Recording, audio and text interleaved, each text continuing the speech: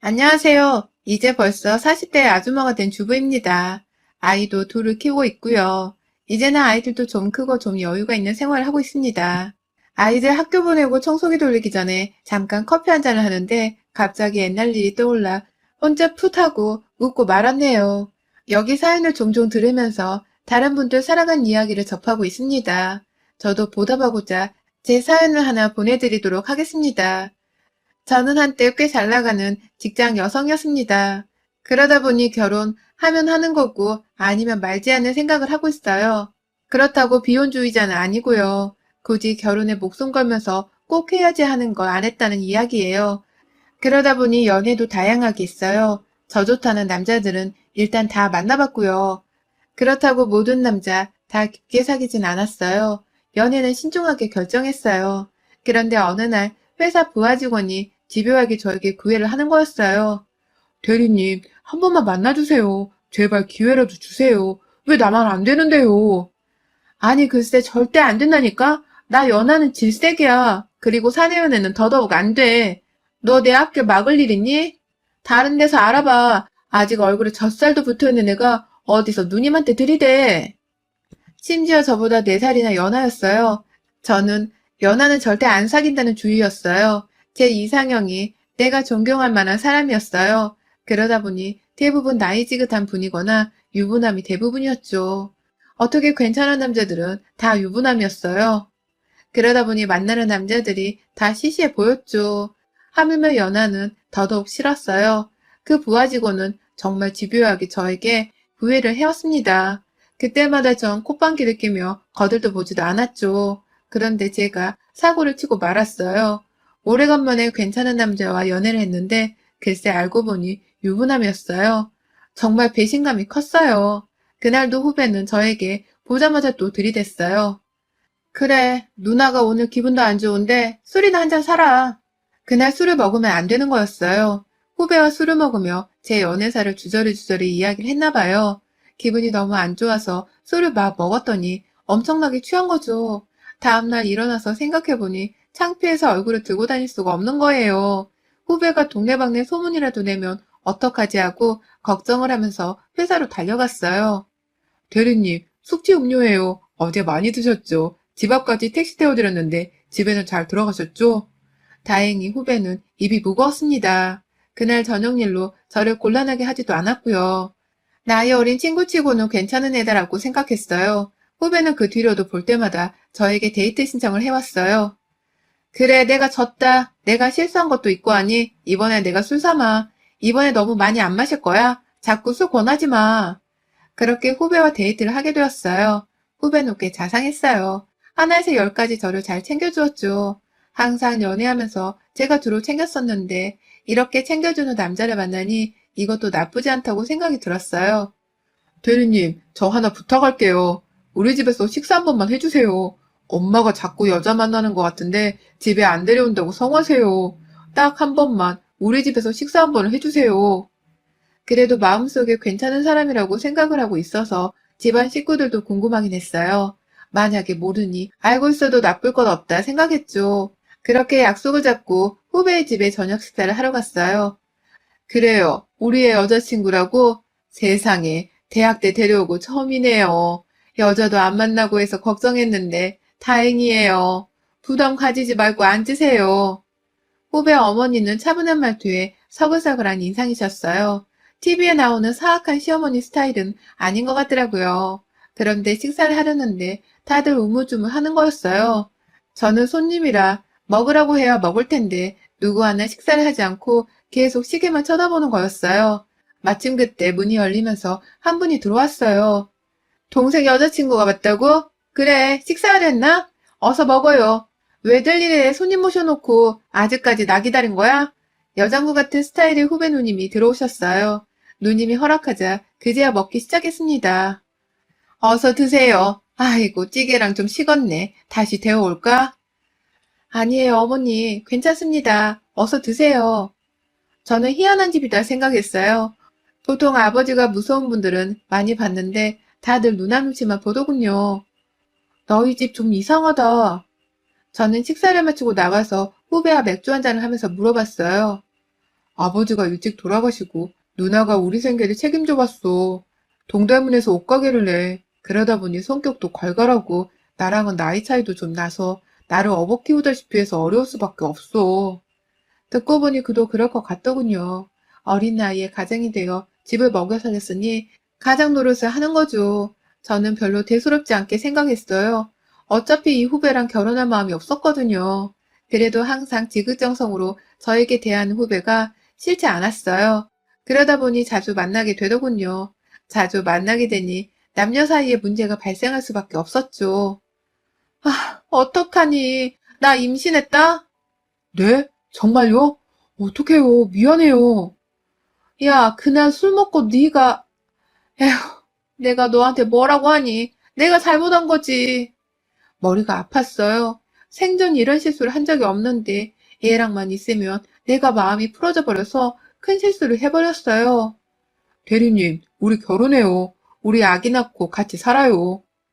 예, 결혼이 누구의 이름이니? 갑자기 결혼 이야기를 하고 있어. 잠깐만, 나 지금 머리가 너무 아프다. 한동안은 정말 아무 생각이 안 났습니다. 내가 이런 실수를 하다니. 나 자신에게 실망스러웠습니다. 그런데 어느 날 전화 한 통을 받았어요. 후배의 어머니셨어요. 직접 회사까지 찾아오셔서 어쩔 수 없이 만나야 했습니다. 그래요. 내가 아들한테 이야기 들었어요. 축하해요. 남들은 아기 가지는데도 엄청나게 힘들게 가지는데 이렇게 아기가 생겼으니 얼마나 축복이에요. 설마 아이 지우려던 건 아니죠? 우리 아들 순하고 괜찮아요. 누나 등살에 좀 기죽어서 지냈지만 그래도 어디 가서 미움받을 사람은 아니잖아요. 우리가 많이는 못해줘도 아파트 전세 정도는 해줄 수 있어요. 어떻게 우리 아들하고 결혼을 해주면 안 되겠어요? 후배 어머니의 간곡한 부탁에 차마 그 자리에서 거절은 못하고 잠시 시간을 달라고 하고 헤어졌어요. 우리 엄마 만났다고요? 내가 말렸는데 끝까지 고집을 부리셔서. 너 분명히 하자. 나 사랑하니? 내가 그렇게 좋아? 그래, 너 나 따라다닌 지 벌써 1년 넘었으니 그거는 넘어가고. 나 먹여 살릴 자신 있어? 나 아기 낳고 직접 못 다닐 수도 있어. 네가 가족을 부양할 자신 있어? 어떻게든 해야죠. 자신 있어요. 무슨 일이든 해서 먹여 살려야죠. 나 아르바이트도 열심히 했어요. 그리고 회사에서 나름 인정도 받고 있으니 이 회사에서 어느 정도 다닐 수도 있을 거고요. 대리님한테 벌라고 안 할게요. 이건 내가 확실하게 할게. 바람은 절대 안 돼. 알았지? 피는 순간 우린 끝이야. 네, 평생 모시고 살게요. 우리는 그렇게 결혼하게 되었습니다. 사실 저도 나이가 점점 들고 어디 가서 저렇게 나 좋다고 하는 사람 만나기 쉽지도 않고 거기다가 전셋집까지 마련해준다는데 아이를 지우느니 차라리 결혼을 하는 게 훨씬 나은 선택이라고 생각했습니다. 그런데 이때부터 저의 불행이 시작이었습니다. 매사에 조용조용 하시던 시어머니 대신에 시누이가 결혼에 적극적으로 관여를 하더라고요. 왜 내 집이니? 내가 가꾸고 가구도 내 취향에 맞춰서 하고 싶잖아요. 실내 장식? 내가 아는 후배한테 맡겼어. 그리고 실내 장식 하면서 가구도 함께 맞췄으니까 그렇게 알라고. 내가 다 내라고 안 할 테니까 실내 장식 비용 일부만 지급해. 시누이는 아예 결정을 해서 통보를 했어요. 저는 남편을 사정없이 째려봤지만 시어머니도 남편도 찍소리도 못했어요. 하물며 드레스를 고르는데도 나타나셨어요. 자, 이거 중에 골라봐. 요즘 추세야. 나 동대문이지만 패션의 메카야. 요즘 드레스 추세 다 알고 있다고. 몸매를 보니 이게 더 잘 어울릴 것 같은데? 정말 기가 막혔습니다. 매사에 이런 식이었어요. 결정해서 통보. 그런데 아무도 말을 안 하는 거예요. 그렇다고 내가 나서서 싫다고 하면 처음부터 찍힐까봐 정말 싫다는 말이 목 아래까지 나오다 말았어요. 저의 스트레스를 남편이 다 감내해야 했지요. 더 대형 사건은 그 뒤로 벌어졌어요. 어느 날 가게로 남편과 저를 부르시더군요. 이거는 내가 동생한테 주는 거야. 사양하지 말고 받아요. 내가 업어 키운 애인데 벌써 장가를 가다니 내 마음이 찡해. 그러면서 신혼여행 자금이라며 300만 원을 주셨어요. 저야 나쁘지 않았어요.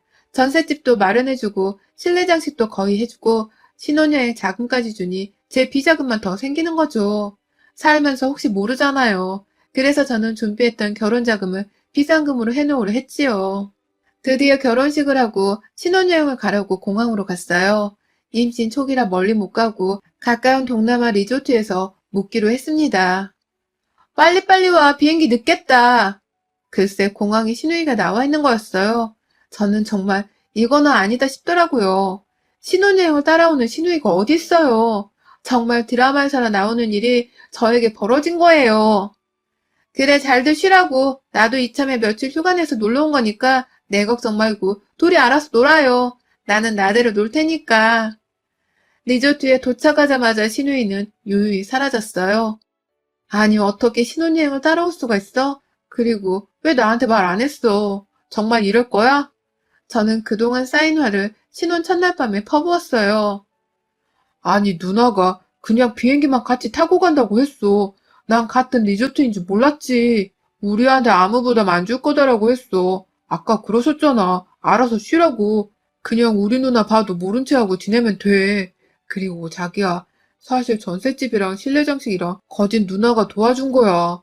우리 누나한테 잘해야 해. 내가 무리한 부탁하는 거 아니잖아, 응? 정말 산 넘어 산이었습니다. 거의 결혼 자금은 신우가 된 거였으니까요. 그러니 저렇게 당당할 수밖에요. 저의 신혼여행은 그날로 끝났습니다. 알아서 논다던 신우이는 저녁에 심심하다며 같이 밥을 먹자고 남편을 데리고 둘이 술집도 갔습니다. 신혼여행이 가족여행이 돼버린 거죠. 저는 입덕까지 해서 리조트 방에 온종일 누워만 있어야 했어요. 그래도 다행인 건 바빠서인지 매사에 꼬장꼬장하게 굴지는 않으셨어요. 다만 자기 멋대로 하는 성격 때문에 저를 아주 곤란하게 했습니다. 어느 날 몸이 너무 안 좋아 휴가를 내고 집에서 쉬고 있는데 갑자기 문 열리는 소리가 나는 거예요. 저는 남편이 왔나 하고 내다봤어요. 그런데 신우이가 들어오고 있는 거예요. 왜? 계속 속이 안 좋아? 내가 잘 아는 전복집에서 전복죽 사왔어. 이거라도 어서 먹으라고. 아니, 우리 집 번호를 알고 있는 거예요. 너무 당연하게 문을 열고 들어오는 모습에 저는 정말 할 말을 잃었습니다. 그 뒤로도 수시로 드나들며 온갖 과일이며 먹을 것을 사다가 냉장고에 넣어놓았어요. 저는 회사에서 퇴근하고 돌아오며 뭔가 집에 하나씩 바뀌어 있는 모습에 정말 할 말을 잃었어요. 이건 도저히 아니다 싶어서 저 이런 말씀 드리는 게 죄송한데요. 저에게 신경 써주는 거 너무 감사드려요. 그런데 아무 노크나 연락도 없이 문을 발칵발칵 열고 들어오셔서 제가 얼마나 놀라는지 몰라요. 제발 오시기 전에 연락이라도 좀 하고 오셨으면 좋겠어요. 저는 최대한 예의 있게 이야기를 드렸어요. 아, 그래? 미안. 이거 내가 큰 실수를 했네. 내가 성격이 좀 급해서 그래. 우리 동생 집이라고 생각하고 편하게 한다는 게 자네 생각까지는 못했네. 미안. 앞으로 조심할게. 그런데 더 문제는 그 뒤로부터였어요. 아예 저랑 대화도 잘 안 하셨어요. 물론 집에도 아예 안 오시고요. 전해줄 게 있으면 남편한테 전화해서 가져가라고 하시더라고요. 이렇게 나오니 제가 더 무서운 거예요. 자기야, 혹시 누님 화나신 거야? 요즘 나한테 말도 잘 안 거시네. 전에는 집에도 가끔 들리셨는데 아예 안 오시고. 아니야, 누나가 주변에 물어봤는데 신혼집에 막 찾아가는 거 큰 실례라고 들었대. 그래서 자기가 잘못했다고 오히려 나한테 당신 잘해달라고 하더라고. 우리 누나 그렇게 속 좁은 사람 아니야. 그 뒤로는 정말 별탈 없이 아이를 낳고 살 수가 있었습니다. 물론 그 뒤로도 신우이는 저와 잘 마주치질 않아서 항상 가시방석 같았어요. 아이를 낳자 시어머니가 수시로 와서 도와주었는데 신우이는 한 번 오더니 내가 있는 데가 먼지가 많아서 아이한테 해로울 것 같아 사진이나 자주 보내달라고 하고 나가버리셨어요. 저는 정말 이 사태를 어떻게 하면 풀지 하고 고민을 안 할 수가 없었어요. 그 뒤로 있는 일들이 더 나를 힘들게 했어요. 아이를 출산하고 얼마 안 돼 추석이었어요. 그래도 명절이니 이것저것 준비를 하려고 했어요. 명절 준비한다고? 출산한 지 얼마나 됐다고 그래. 아니야. 이번 명절은 그냥 지나가자고. 집에서 쉬어. 나랑 엄마랑 어디 온천이라도 다녀오려고 그래. 그냥 푹 쉬어. 정말 큰일은 그 뒤로 일어났어요. 곧 시아버지 제사가 돌아왔습니다. 그래도 제사는 지내야 했기에 시어머니와 상의해서 우리 집에서 지내기로 했어요. 제사가 많지도 않고 아들 집에서 지내는 게 당연해서 제가 한다고 했어요. 제사? 내가 지낼 건데? 왜 딸은 자식 아닌가? 내가 지낼 테니 신경 쓰지 말라고. 아빠랑 각별해서 내가 꼭 지내드리고 싶어서 그래. 그냥 시간 맞춰서 늦지 않게 제사나 지내러 오라고. 저는 정말 찍혀도 단단히 찍혔거나를 느꼈어요. 왜 여자는 여자가 안다고 하잖아요. 도대체 이 난관을 어떻게 헤쳐나가야 하나 매일 고민이 되더라고요. 남편한테 물어봐도 아무 문제 없다는 대답만 들었기에 더 답답했습니다. 그러던 어느 날이었어요. 신우이가 조용히 할 말이 있다며 부르시더군요. 저는 드디어 올 것이 왔다고 느꼈어요.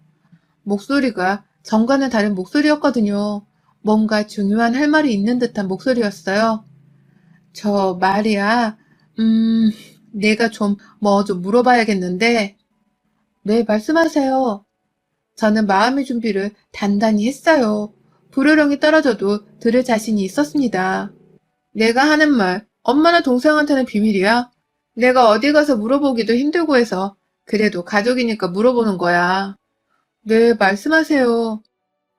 남자랑 어떻게 사귀는 거야? 왜 있잖아. 언제부터 사귀는 거야? 그냥 몇 번 만나면 사귀는 거가 되는 건가? 저는 갑작스러운 신우이의 말에 무슨 영문인지 몰랐어요. 저 갑자기 남자라니요? 아니, 내가 남자를 한 명 사귀는 것 같은데 이게 사귀는 것인지 아닌지 나도 알 수가 없어서 어디 가서 물어볼 수가 있어야지.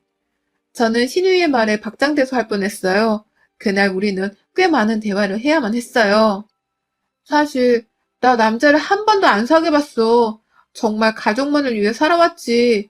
나 좋다고 하는 사람도 꽤 있었는데 거들떠보지도 않았어. 그런데 동생도 결혼하고 나니 나도 마음의 여유가 생겼나 봐. 처음으로 괜찮은 남자를 만났는데 왜 있잖아. 진도. 그래, 진도라고 한다며? 그게 안 나가. 내가 싫은 건가? 신우이는 남자를 사귀어 본 적이 한 번도 없답니다. 그러니 남자에 대해선 정말 아무것도 몰랐어요. 그건 아마 빈틈을 안 줘서일 거예요. 조금 빈틈을 주셔야 해요. 이를테면 술에 취한 척 한다던가, 가녀린 척 한다던가. 아니, 그걸 어떻게 해? 이미 내가 더 술을 잘 먹는데. 그리고 가녀린 척이라니? 아, 정말 남자 사귀는 게 이렇게 어려운 일인 줄 몰랐네. 신우이는 정말 남자에 대해서 하나도 몰랐습니다. 우리는 그 뒤로도 수시로 만나 신우이의 사랑작전에 갖은 조언을 다 해주었습니다. 그렇게 자주 만나고 대화를 해보니 신우이는 정말 단순한 성격일 뿐이지 결코 나쁜 마음을 가지고 있지 않다는 것을 느낄 수 있었습니다. 내 기준에서만 신우이를 바라보니 오해를 하고 있었던 거죠. 그래, 그래. 여기까지는 잘 된 것 같아. 근데 결정적으로 왜 그거 모텔 가는 거 그거는 어떻게 해야 해? 그리고 가서 어떻게 해? 정말 남자에 대해서는 순수한 사람이었습니다. 저의 조언이 잘 통했는지 신우이는 40이 넘어서 결혼식을 올리려고 합니다. 물론 제 드레스를 고를 때처럼 제가 드레스를 골라주었고요. 지금도 신부대기석을 가봤는데 바들바들 떨고 있더라고요. 아, 이게 뭐라고 이렇게 떨리냐? 나 막 도망가고 싶고 그래. 아, 심장이 왜 이렇게 뛰지? 그래도 여자는 여자인가 봐요. 천하의 시누이가 결혼식을 앞두고 바들바들 떨고 있답니다. 세상에 참 많은 사람이 있죠. 하는 행동으로 인해 오해를 받은 사람들도 있고요. 그래도 대화가 제일 중요한 것 같아요. 저는 신우이와 대화를 하면서 사실대로 신우이에게 이야기했어요. 다들 어려워한다고. 신우이는 모르고 한 행동이었어요. 다들 지레짐작으로 그 사람을 판단한 거죠. 우리 집은 예전보다 훨씬 부드러워졌답니다. 혹시 신우이랑 사이가 안 좋으신가요? 대화를 한번 해보세요. 혹시 알아요? 절친이 될 수도 있답니다. 여러분의 생각은 댓글로 남겨주세요. 오늘도 시청해주셔서 정말 감사합니다.